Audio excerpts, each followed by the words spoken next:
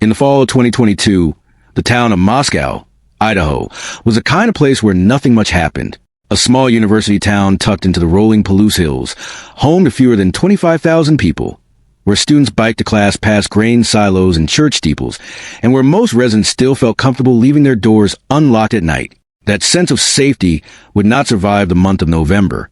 In the early hours of November 13th, University of Idaho students were found dead inside a house just blocks from campus.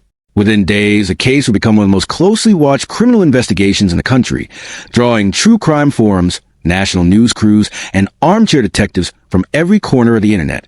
But in those first hours, investigators had almost nothing to go on. No confirmed suspect, no motive, only a quiet college town trying to understand how something like this could happen to them. The victims were Ethan Chapin, Madison Mogan, Xana Kernodle, and Kaylee Goncalves. Chapin and Kernodle were dating, as were Mogan and Goncalves, who had been close friends since childhood.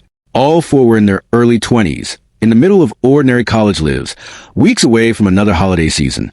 Their deaths sent a wave of grief through the University of Idaho and through the neighboring town of Pullman, home to Washington State University, just 8 miles away. Vigils filled the campus quad. Classes were canceled. And for weeks, the community was left with a single unanswered question. Who did this and why? Investigators faced a case with very little immediately obvious evidence. 2 roommates had been home at the time, but said they had not clearly seen an intruder. There was no sign of forced entry that pointed conclusively to one person. Rumors filled the vacuum left by official silence, and for a period of nearly 7 weeks, the public knew almost nothing about where the investigation stood. Behind the scenes, though, investigators were assembling a case piece by piece. At the scene, they recovered a leather knife sheath left on the bed beside one of the victims, stamped with military insignia. DNA collected from that sheath would become one of the most significant pieces of physical evidence in the entire case. Separately, investigators pulled surveillance footage from businesses near the scene, which repeatedly showed a white Hyundai Elantra circling the area in the hours before and after the killings. Cell phone records tied a device to the same neighborhood on multiple occasions in the weeks leading up to crime, and showed that same phone going dark for roughly 2 hours on the night of the murders before reconnecting to a cell tower along a highway south of town. Piece by piece, these threads led investigators across the country to a white Hyundai Elantra registered to a 28-year-old criminology PhD student named Bryan Kohberger. A trash sample collected from his family's home in Pennsylvania was tested and found to share a strong genetic link with the DNA recovered from a knife sheath. In December, roughly 6 weeks after the killings, police arrested Kohberger at his parents' house in Pennsylvania. For many who knew him or knew of him, the arrest was difficult to reconcile with what they thought they understood about the case. Kohberger had recently completed a master's degree in criminal justice and was pursuing a PhD in criminology at Washington State University, just a short drive from the crime scene. He had studied crime scene analysis and had, in earlier academic work, written about the psychology of offenders. That background made the case a subject of intense public fascination, though investigators and prosecutors were careful to note that his academic interests were not evidence of motive, and no official account has ever offered a confirmed explanation for why the killings occurred. Kohberger was extradited from Pennsylvania to Idaho to face 4 counts of first-degree murder and 1 count of felony burglary.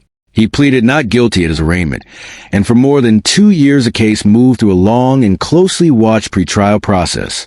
Prosecutors built their case around the DNA evidence, the cell phone records, and the surveillance footage of the Elantra.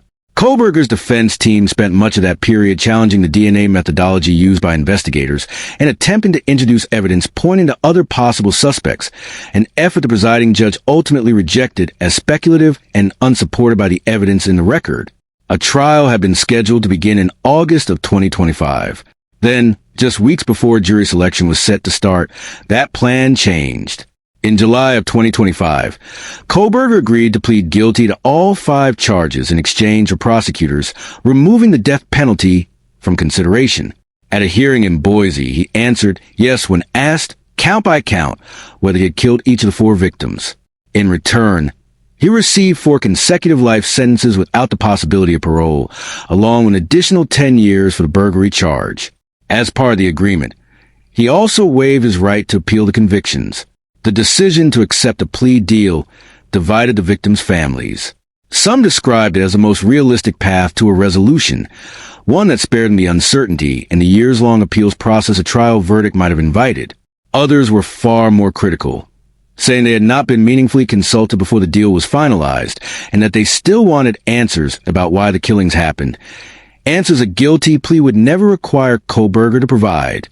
At his sentencing on July 23rd, several family members and the surviving roommates addressed court directly, describing the fear and grief that had reshaped their lives since that November night. Kohberger, when given the opportunity to speak, declined. He offered no explanation, then or since, for what happened inside that house. The presiding judge remarked that even if some account of his reasoning could be produced, it would likely offer little comfort, since nothing could make sense of crime like this one. Few criminal cases in recent memory have captured public attention the way this one did. Part of that was the nature of the evidence itself, a case built almost entirely on forensic science. Genetic material, cell tower data, and vehicle surveillance, pieced together over weeks without an early public breakthrough. Part of it was the setting. A serene college town where violence of this scale felt almost impossible. And part of it was simply the pace of modern true crime culture where podcasts, social media threads, and amateur investigators tracked every filing and hearing in real time, sometimes running ahead of confirmed facts and creating exactly the kind of speculation investigators had spent months trying to avoid. That tension between the public's hunger for answers and the slow, deliberate pace that a fair investigation requires may be one of the case's most lasting lessons. Prosecutors and investigators repeatedly emphasized that they could not confirm details until the evidence supported them, even as unconfirmed theories spread widely online. In the end, it was not speculation that built the case. It was DNA, cell record, and video, gathered patiently over weeks and tested rigorously before an arrest was ever made. What remains, above the forensic details in the courtroom proceedings, are 4 young people who did not get to finish their lives. Ethan Chapin, Madison Mogan, Xana Kernadel, Kayleighan Calvez. Their families will carry this loss long after the news cameras and the court filings are gone. The case is closed in the eyes of the law. But for the people who love them, the story does not end with a sentence. It simply continues, quietly, in the space they left behind.